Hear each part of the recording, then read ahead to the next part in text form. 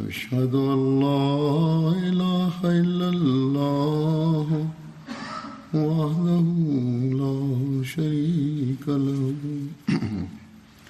وأشهد أن محمدا عبده ورسوله أما بعد فأعوذ بالله من الشيطان الرجيم بسم الله الرحمن الرحيم الحمد لله رب العالمين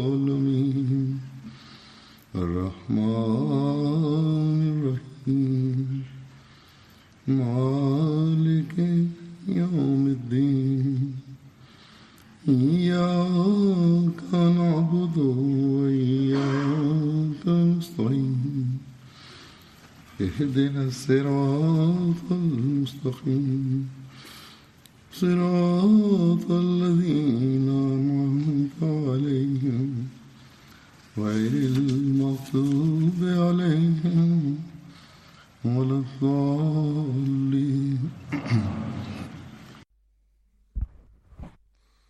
Heute wird es um einen Gefährten gehen, dessen Name lautet Abu Talha, Hazrat Abu Talha. Hazrat Abu Talha war ein Ansari und sein eigentlicher Name war Zaid. Er gehörte dem Ansar-Stamm Khazraj an und er war einer der Fürsten dieses Stammes. Sein Pseudonym war Abu Talha, seine Kunia, wofür er bekannt war.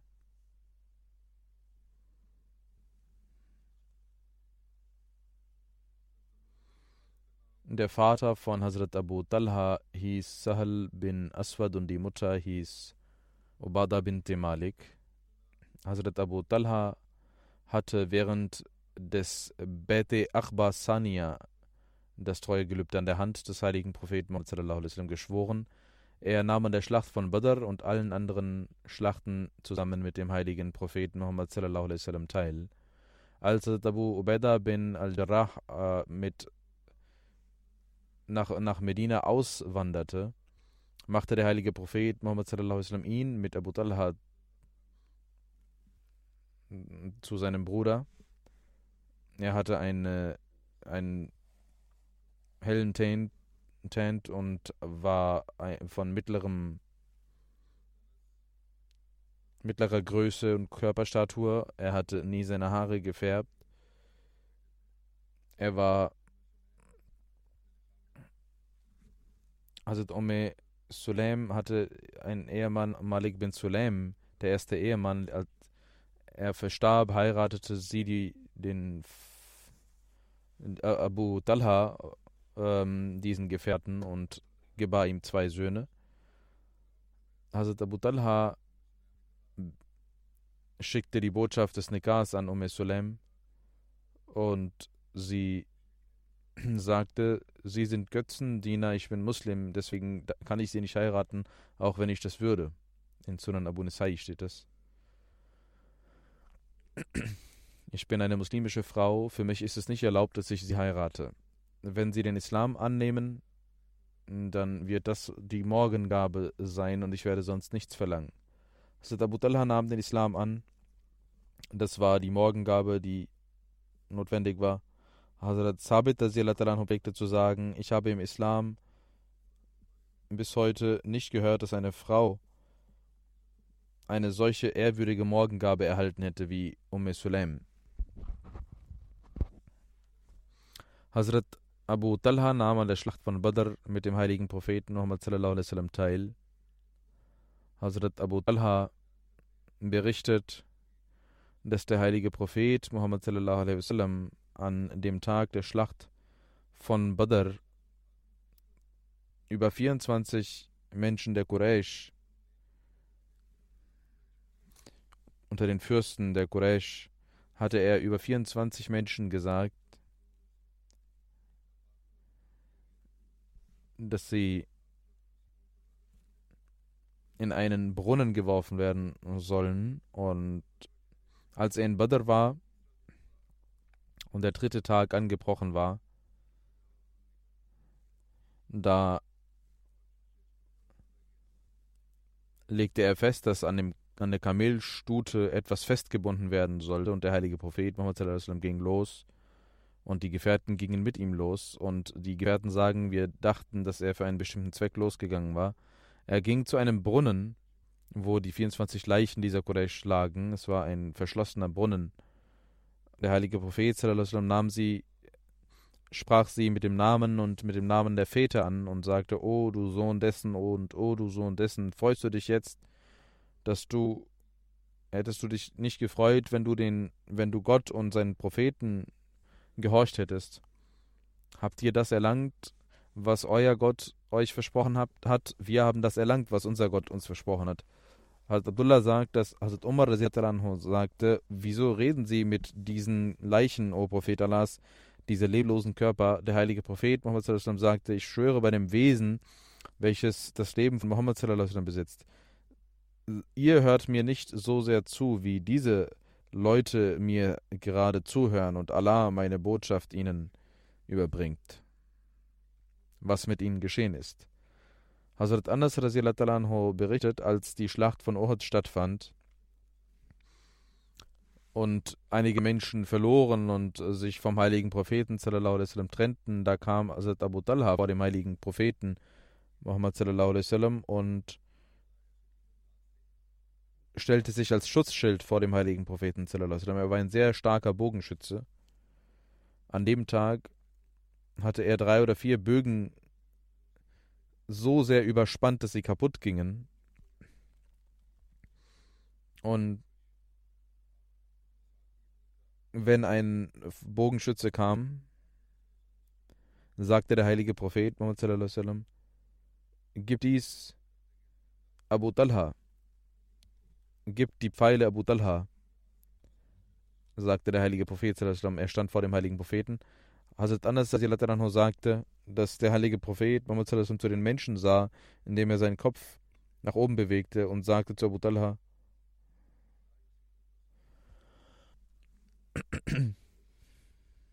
Abu Talha sagte: Meine Eltern seien Ihnen gewidmet, o Prophet Allahs. Bitte erheben Sie nicht den Kopf, damit die Pfeile Sie nicht treffen mögen. Meine Brust liegt vor Ihnen. Hazrat Anas bin Malik überliefert, dass Hazrat Abu Talha ein Schutzschild war und durch dieses Schutzschild der heilige Prophet sallallahu alaihi wasallam beschützt wurde. Und Abu Talha war ein sehr guter Bogenschütze. Wenn er Pfeil und Bogen in die Hand nahm,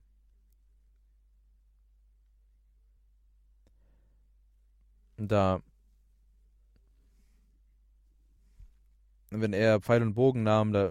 freute sich der heilige Prophet Muhammad sallallahu alaihi wasallam. Es heißt, dass Abu Talha auch diese Strophe rezitierte: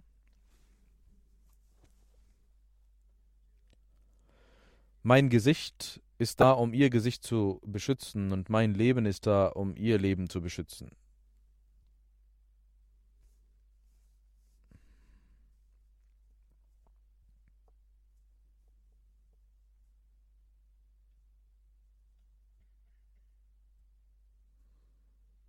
Hazrat Anas bin Malik radhiyallahu anhu überliefert, dass der heilige Prophet Muhammad sallallahu alaihi wasallam zu Abu Talha sagte: Suche einen Jungen, der mir dient, damit ich zum Khaybar mich aufmachen kann.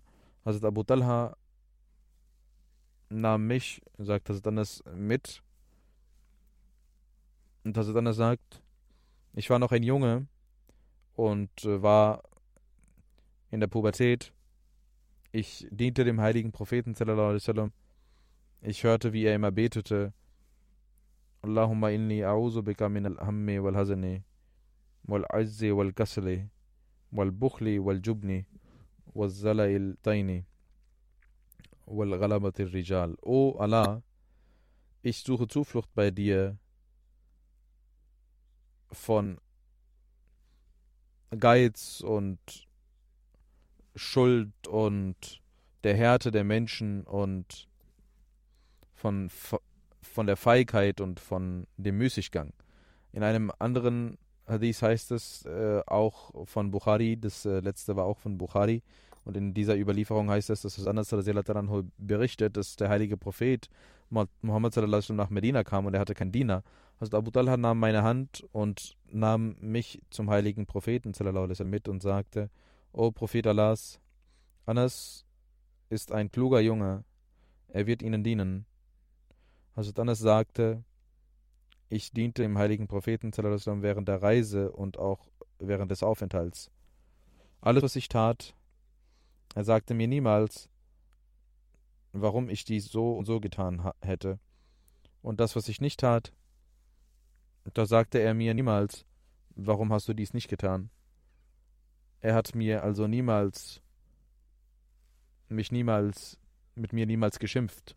Hazrat Anas bin Malik überliefert, wir waren mit dem heiligen Propheten Muhammad sallallahu alaihi wasallam, als er bei Usfan war, das ist zwischen Mekka und Medina, und der heilige Prophet Muhammad sallallahu alaihi wasallam war auf seiner Kamelstute und Hazrat Safia, seine Ehefrau, war hinter ihm. Die Kamelstute fiel, stolperte und beide fielen. Also Abu Talha ging sofort zum heiligen Propheten sallallahu alaihi wasallam und sagte, ich sei auf sie gewidmet, aber der heilige Prophet sallallahu alaihi wasallam sagte, er ist die Frau. Hazrat Abu Talha nahm ein Tuch auf sein Gesicht und nahm das Tuch und legte es auf Hazrat Safia und dann richtete er beide auf. Also er achtete auf die Parda und sie umgaben den heiligen Propheten Muhammad sallallahu alaihi wasallam und der heilige Prophet sallallahu alaihi wasallam sagte: Wir sind zurückgekehrt, zu unserem Herrn kehren wir zurück, wir beten unseren Herrn an und wir preisen unseren Herrn. Bis der heilige Prophet Muhammad sallallahu alaihi wasallam in Medina eintrat, rezitierte er immer wieder diese Worte. Hazrat Muslim Maud anhu hat dieses Ereignis aufgegriffen und sagt, einmal als der heilige Prophet Muhammad sallallahu alaihi wasallam von der Schlacht von Khaybar zurückkam und seine Ehefrau Hazrat Safia mit ihm war, stolperte das Kamel und er und seine Ehefrau Hazrat Safia fielen zu Boden. Hazrat Abu Talha Ansari war unmittelbar hinter dem heiligen Propheten sallallahu alaihi wasallam auf einem Kamel, sprang auf und ging zum heiligen Propheten sallallahu alaihi wasallam und sagte: Haben Sie sich verletzt, o Prophet Allahs, ich sei Ihnen gewidmet. Als Hazrat Abu Talha ihn erreichte, da sagte der heilige Prophet Muhammad sallallahu alaihi wasallam: Abu Talha, erst zur Frau. Also Muslim sagt, das waren Geliebte des heiligen Propheten Muhammad sallallahu alaihi wasallam und Hazrat Abu Talha war ein Geliebter des heiligen Propheten sallallahu alaihi wasallam, aber wie konnte er jemand anderen sehen, wenn es um ihn ging? Aber der heilige Prophet Muhammad sallallahu alaihi wasallam sagte: Nein, geh und hilf erst der Frau. Das waren die Rechte der Frau, die er etablierte. Hazrat Anas überliefert, der heilige Prophet Muhammad sallallahu alaihi wasallam griff Khaybar an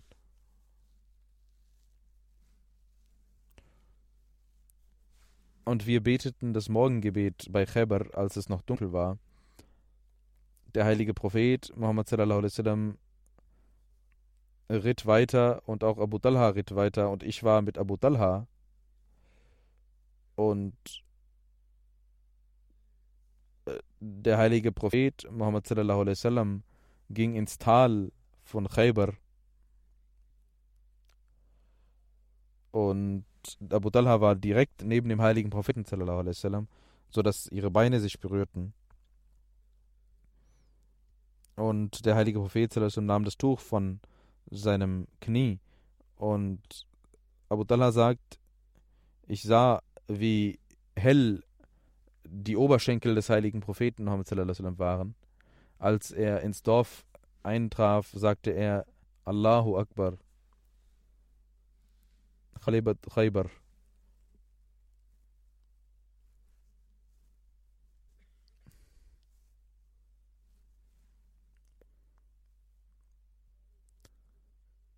Kharibat Khaybar, inna iza nazalna bisaate qawmin fasa'a sawa'ul munzarin. Allah ist der Größte. Khaybar ist überwunden. Wenn wir zu einem Volk kommen, dann geschieht es, dass ihr morgen kommt und sie wurden von der Strafe Gottes, über die Strafe Gottes gewarnt. Und das sagte der heilige Prophet schon dreimal. Hazrat Anas sagt, die Menschen gingen raus für ihre Arbeiten und sagten Muhammad sallallahu alaihi wasallam. Und Abdulaziz sagte, sie sagten, dass eine Armee mit dem heiligen Propheten war. Und Hazrat Anas sagt, wir versammelten die Gefangenen und Hazrat Deha Kalbi kam und sagte, O Prophet Allahs, geben Sie mir eine Frau aus diesen Sklaven. Und er sagte, ja, hol dir ein Mädchen. Und er nahm Safia und eine Person kam zum Propheten Allahs und sagte, O Prophet Allahs, Sie haben ihm Safia, eine Tochter des Fürsten, gegeben, sie ist aber nur für sie vorbestimmt. Und er sagte, hol Safia. Und sie nahmen Safia mit. Und also Deha war auch dabei. Der heilige Prophet sagte zu Deha, nimm eine andere Gefangene. Hazrat Anas sagte, dass der heilige Prophet Muhammad Safia befreite und sie dann heiratete. Hazrat Sabit fragte Hazrat Anas, Abu Hamza, also was hat der heilige Prophet Muhammad ihr als Morgengabe gegeben? Und er sagte, sie befreit und sie geheiratet und war ihre Morgengabe. Als man noch unterwegs war, da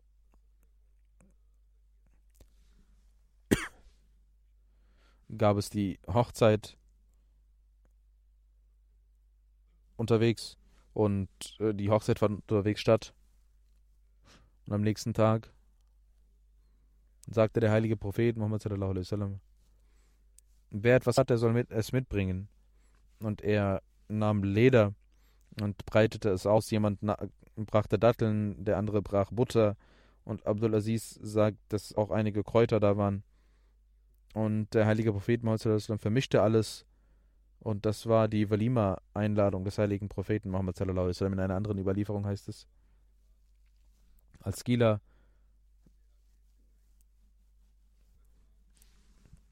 erobert wurde, war Safia wurde Deha zugeteilt, aber einige Gefährten sagten zum heiligen Propheten, dass sie nur für ihn bestimmt sei, was den Rang angeht, weil Hazrat Safia für sie es besser wäre, dass der heilige Prophet sie heiraten würde. Und der heilige Prophet Muhammad ging zu Hazrat Deha und gab ihm die Botschaft und gab ihm 7 Sklaven und kaufte Safia und gab sie Sulaim, dass sie bei sich behalten möge und auf sie aufpassen möge.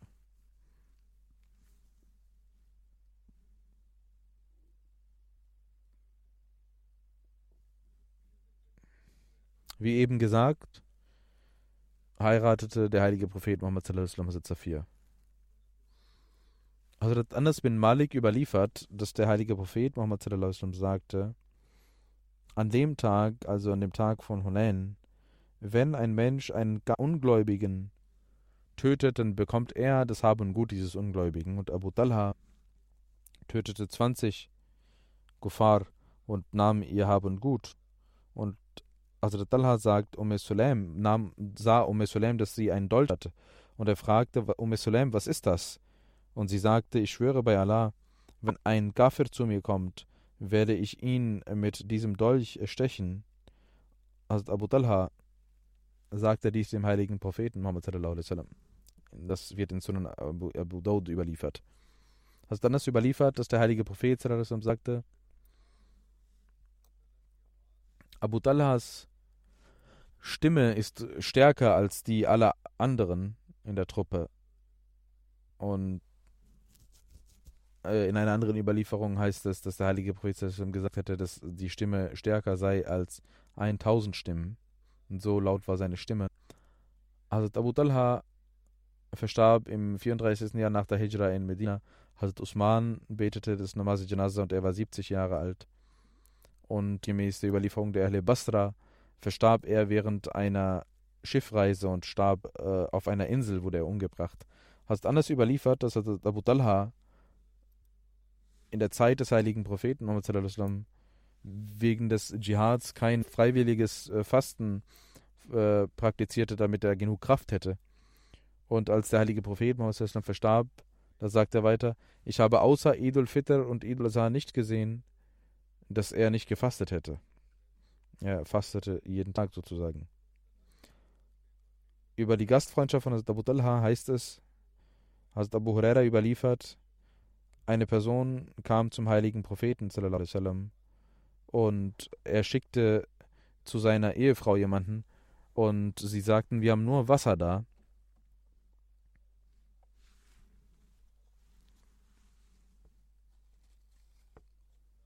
Der heilige Prophet Muhammad sallallahu alaihi wasallam sagte, wer möchte diesen Gast bei sich behalten? Oder wer möchte Gastfreundschaft ihm erweisen? Eine Person aus den Ansar sagte, ich werde das tun. Und er nahm ihn mit zu seiner Ehefrau und sagte, der heilige Prophet Muhammad sallallahu alaihi wasallam hat diesen Gast geschickt und pass auf ihn gut auf. Und sie sagte, wir haben nichts zu Hause, nur das, was für Kinder da ist. Und er sagte, bereite dieses Essen vor und wenn die Kinder nach Essen verlangen, dann lass sie schlafen und zünde die Kerzen an. Und sie bereitete das Essen zu und zündete die Kerzen an und ließ die Kinder schlafen. Und sie wollte die Kerze in Ordnung bringen und löschte die Kerze aus quasi. Und sie gaben vor, mitzuessen, aber aßen nicht mit, nur der Gast aß. Und am nächsten Morgen ging jemand zum heiligen Propheten und der heilige Prophet sagte, heute Nacht hat Allah gelacht und war erfreut über euch. Allah hat mir die Offenbarung geschickt, diesen Vers geschickt im heiligen Koran.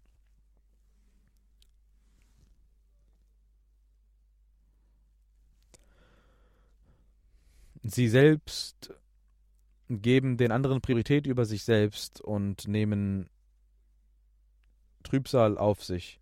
Wer von seinem Ego befreit wird, ist derjenige, der Erfolg haben wird.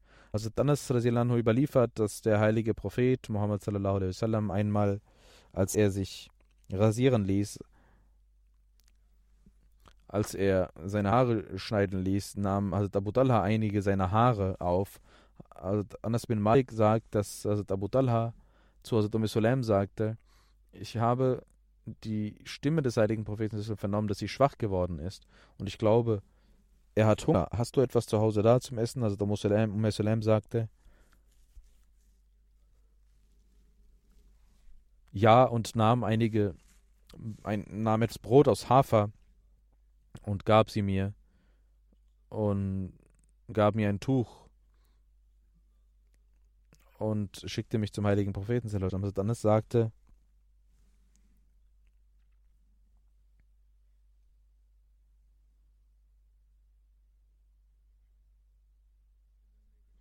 ich nahm dies mit und traf den heiligen Propheten in der Moschee und mit ihm waren einige Menschen. Ich stellte mich zu ihm hin. Der heilige Prophet Muhammad sagte, hat Abu Talha dich geschickt? Ich sagte, ja, er hat mich geschickt. Der heilige Prophet sagte, hat er dich mit Essen geschickt? Ich sagte, ja. Der heilige Prophet Muhammad sagte zu den Menschen, die mit ihm waren, steht auf.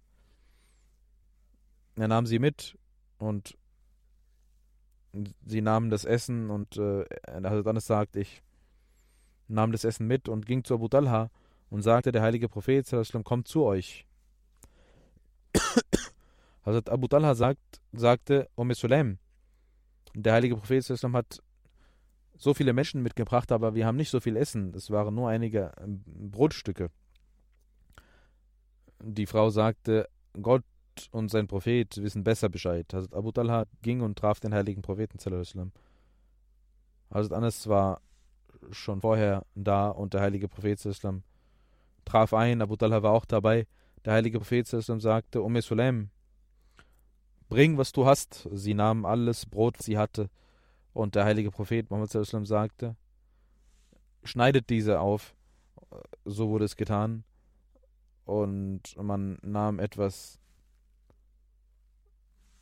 Suppe und der heilige Prophet Muhammad betete auf dieses Brot. Dann sagte er, bringt 10 Menschen hinein und 10 Menschen kamen hinein und die Menschen aßen bis sie satt waren und gingen hinaus. Dann sagte er, hol noch weitere 10 Menschen. Dann kamen weitere 10 Menschen. Und sie kamen, bis sie satt wurden und gingen hinaus. Und dann sagte der heilige Prophet Muhammad sallallahu alaihi wasallam, bring weitere 10 Personen hinein. Es wurden weitere 10 Personen hineingebracht und sie aßen so viel, bis sie satt waren und gingen hinaus. Dann sagte der heilige Prophet Muhammad sallallahu alaihi wasallam, bring noch weitere 10 Menschen hinein. Weitere 10 Menschen trafen ein und sie aßen so lange, bis sie satt waren und gingen wieder hinaus. Und so passierte es, bis alle Menschen, die da waren, satt waren. Und es waren 70 oder 80 Menschen, die sich satt aßen an diesem wenigen Brot. Das war das Gebet des heiligen Propheten Muhammad sallallahu alaihi wasallam, und aufgrund dieser Segnung passierte dies. Hazrat Anas bin Malik überliefert, dass Hazrat Abu Talha die meisten Dattelpalmen hatte in Medina. Und sein Garten Birha war das schönste Vermögen, das er besaß, und neben der Moschee von Medina. Und der heilige Prophet pflegte dorthin zu gehen und das Wasser daraus zu trinken. Als dieser Vers offenbart wurde, Lan tanalul birra hatta tunfiqu mimma tuhibbun. Ihr könnt wahre Rechtschaffenheit niemals erlangen, solange ihr nicht von dem spendet, was ihr liebt. Da stand Abu Talha auf und sagte, O Prophet Allahs, sallallahu alaihi wasallam, Allah sagt, Lan tanalul birra hatta tunfiqu mimma tuhibbun. Ihr könnt wahre Rechtschaffenheit niemals erlangen, solange ihr nicht von dem spendet, was ihr liebt. Das, was ich am meisten liebe unter meinem Vermögen, ist dieser Garten Mirwa. Ich möchte dies auf dem Wege Allahs spenden. Ich hoffe, dass Allah dies annehmen wird und mir im Jenseits den Lohn geben wird. Und bitte nehmen Sie es an und geben Sie es aus, wo Sie möchten. Der heilige Prophet freute sich und sagte, das wird uns immer etwas bringen und zum Vorteil gereichen. Für immer wird es uns zum Vorteil gereichen. Dann sagte der heilige Prophet Muhammad sallallahu alaihi wasallam, du hast gesagt und ich habe gehört, du sollst dies verteilen deinen Verwandten, auf deine Verwandten verteilen. Abu Talha sagte, ich tue, was mir geboten wurde, und er verteilte dies unter seinen Vettern. Also Abu Talha hatte auch die Ehre, dass er zu einem Tode der Tochter des heiligen Propheten sallallahu alaihi wasallam ein Grab aushöhlte und das Mädchen, die Tochter des heiligen Propheten sallallahu alaihi wasallam, dort in das Grab herunterbrachte. Einmal war die Medinenser sehr besorgt und der heilige Prophet sallallahu alaihi wasallam nahm das Pferd von Abu Talha, was ein langsames Pferd war. Als er zurückkam, da sagte der heilige Prophet sallallahu alaihi wasallam zu Abu Talha, dein Pferd ist ein sehr mutiger Pferd und ist sehr schnell. Und danach war dieses Pferd so schnell, dass kein anderes Pferd es mit diesem Pferd aufnehmen konnte.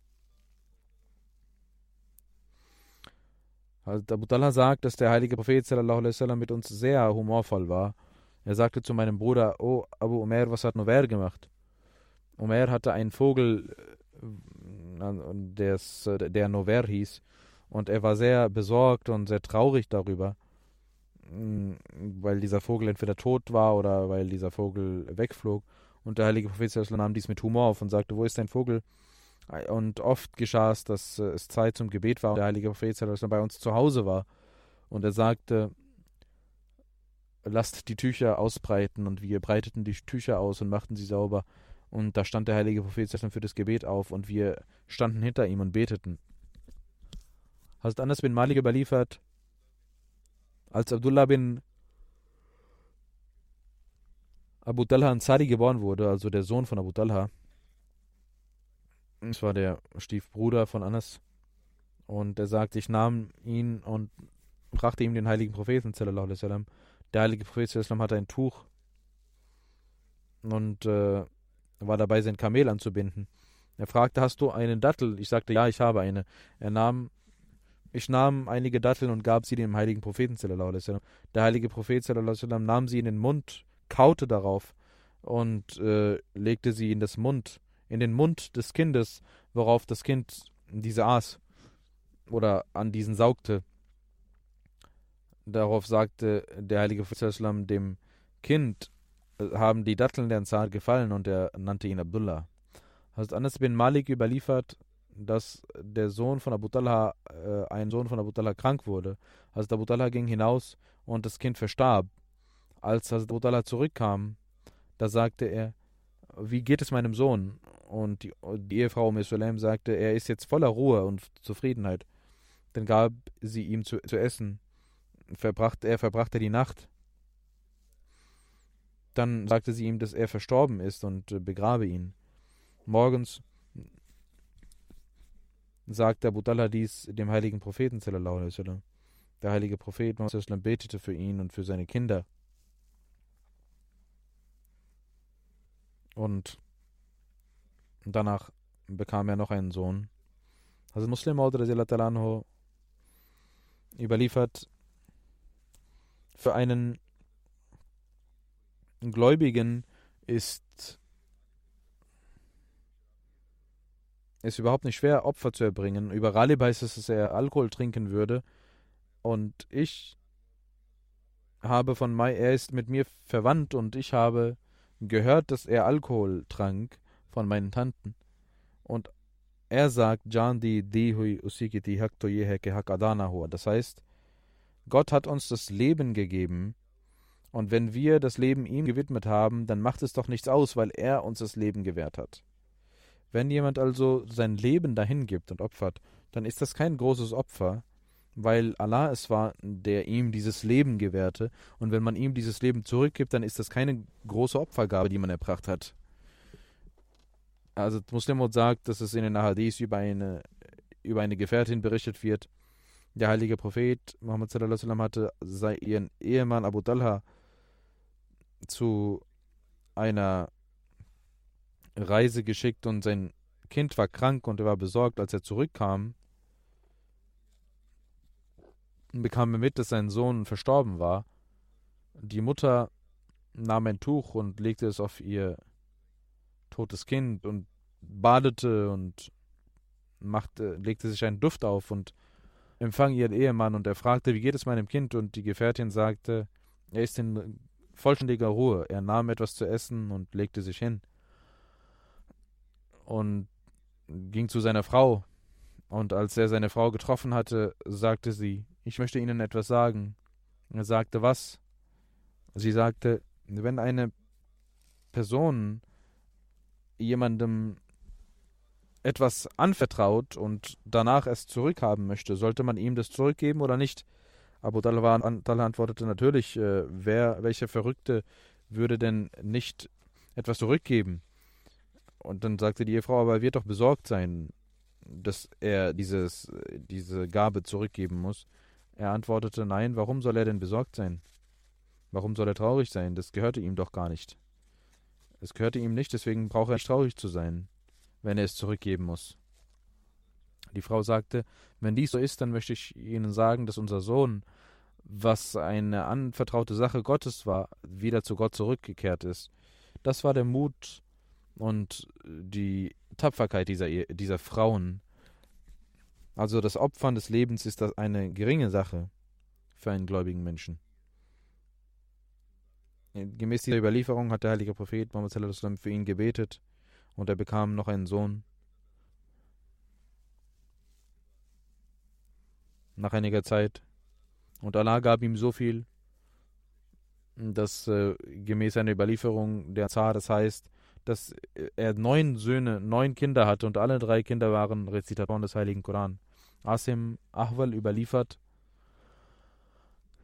ich nahm ein Gefäß vom heiligen Propheten zusammen und sah, dass es bei Anas war und das war kaputt gegangen, aber Anas hatte es mit Silber repariert.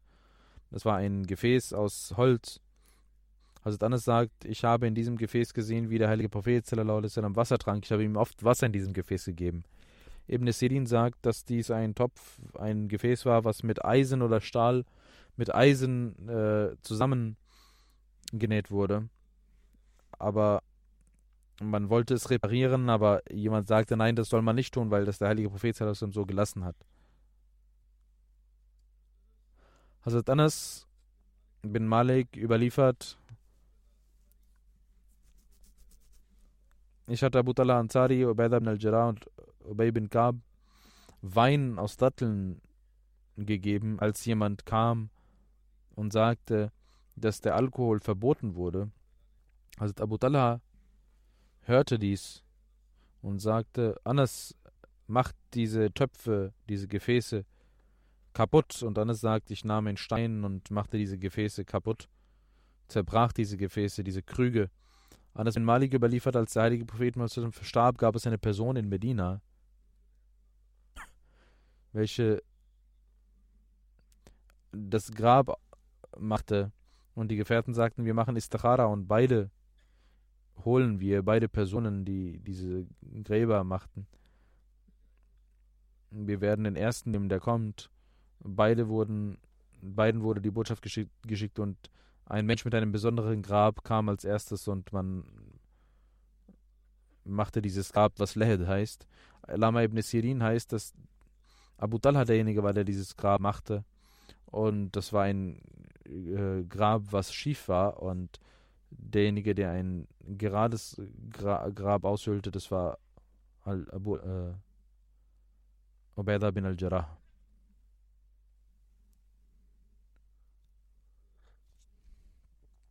Nun möchte ich kurz berichten über einen Verstorbenen und seinen Janaza verrichten nach dem Gebet. Herr Babu Muhammad Latif Shams Sahib Amritsari, der Sohn von Nur Muhammad Sahib, Gefährte des des verheißten Messias, er ist am 26. Januar 2020 in Rabwa verstorben, im Alter von 90 Jahren, in Alillahi wa inna ilaihi raji'un. Durch die Gnade von Allah war er ein Musi.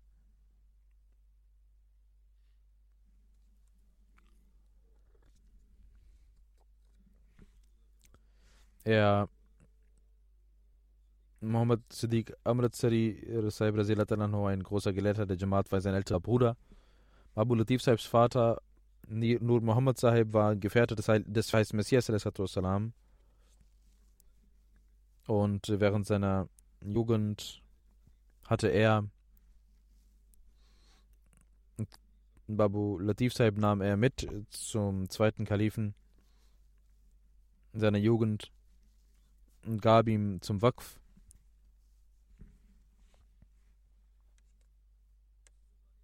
Also Khalifa Sistani sagte, sie haben zwei Söhne, einer ist Murabbi Silsila. Er wird auch als Waqf für Sindhi arbeiten. Und er arbeitete als Waqf. 4,5 Jahre war er Clerk, war er Büroangestellter, dann Oktober 1952 ein Angestellter der Jamaat.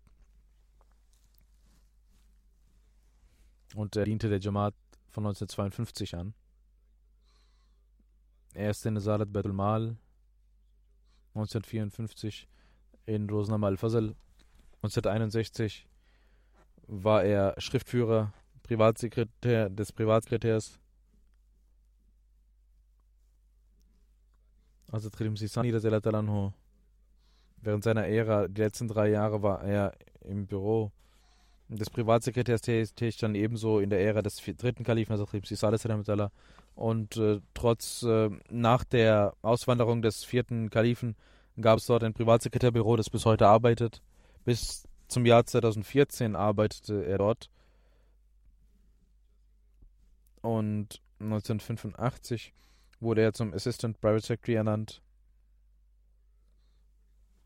Er hat voller Hingabe diese Arbeit erledigt. 62 Jahre lang hat er gedient. 53 Jahre war er im Büro des Privatsekretärs tätig. Er kannte seine Arbeit sehr gut, erledigte sie immer sehr gewissenhaft und war auch sehr belesen, hatte eine sehr gutes Wissen über die Bücher der Jamaat. Während der Shura hatte er auch immer die Möglichkeit, sehr gewissenhaft zu dienen. Während seiner Verantwortung im Büro des Privatsekretärs arbeitet er so intensiv, dass er vor allem auch auf den Einkauf achtete und mit voller Vorsicht die Ausgaben der Jamaat kontrollierte.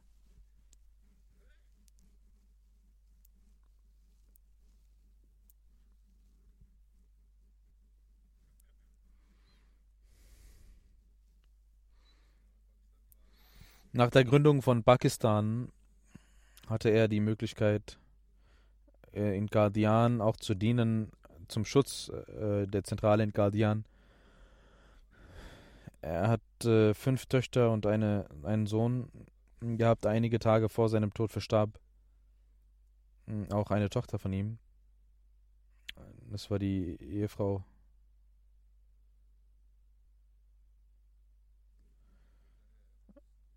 Ein Sohn von ihm ist Murabi Silsila. 3 Töchter sind in London und ein Sohn, Atiq Ahmed, ist hier auch in London. Rana Mubarak Saab, ein Mitarbeiter der Shoba Privatsekretär dort, sagt, ich habe 32 Jahre lang mit ihm gedient und habe mit ihm auch zusammengearbeitet bei der Organisation der Majlis Shura, die größte Arbeit stemmte er alleine. Und er sagte, wenn du Sorgen hast, weltliche Sorgen hast, sollst du Dua machen und sollst noch mehr für die Jamaat arbeiten, dann wird Allah deine Sorgen dir wegnehmen. Wenn die Mitarbeiter einen Fehler machten, wies er immer liebevoll darauf hin. Auch andere Mitarbeiter haben dies geschrieben, dass er sehr fleißig arbeitete und die Mitarbeiter immer anwies, richtig zu arbeiten. Und er hatte immer einen sehr scharfen Blick auf die Regeln der Jamaat.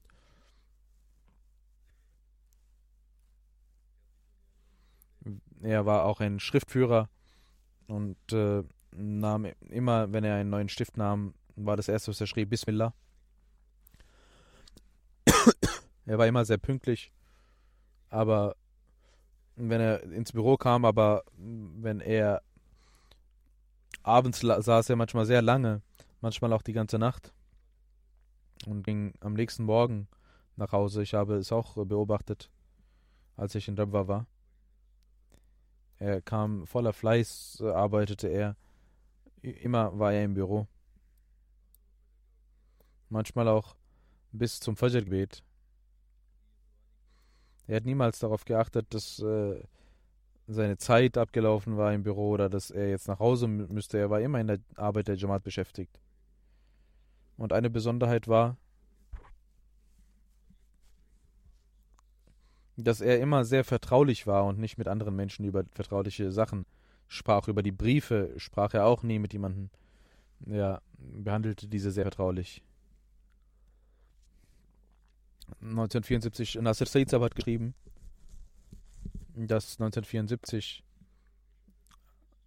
er auch, als Hazrat Mr. Salis in die Nationalversammlung ging, war er auch im Privatsekretärbüro und half anderen Menschen, den Mitarbeitern, und er half sogar so sehr, dass er auch das Geschirr wusch. Möge Allah ihm Barmherzigkeit erweisen, seine Ränge erhöhen und auch seinen Kindern die Kraft geben, seine rechtschaffenen Taten fortzuführen.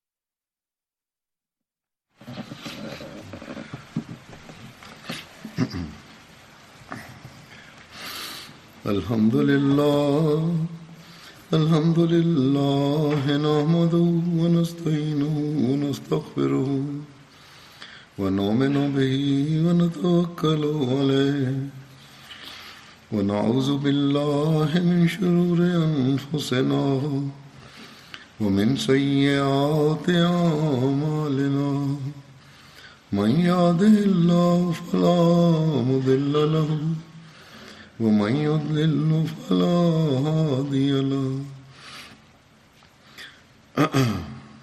ونشهد أن لا إله إلا الله ونشهد أن محمدا عبده ورسوله عباد الله رحمكم الله إن الله يأمر بالعدل والإحسان وإيتاء ذي القربى وينهى عن الفحشاء والمنكر والبغي يعظكم لعلكم تذكرون اذكروا الله يذكركم وادعوه يستجب لكم ولذكر الله أكبر